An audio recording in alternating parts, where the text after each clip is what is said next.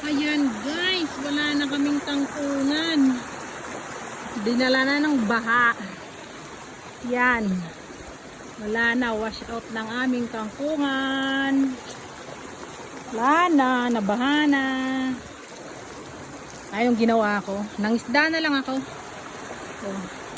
May nahuli akong isda. Charan! Oh, diba?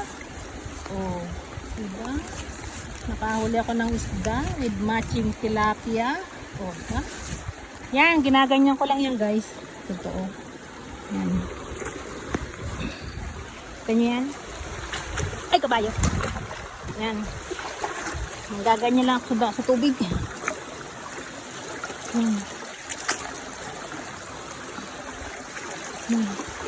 Swerte, pag may nahuli.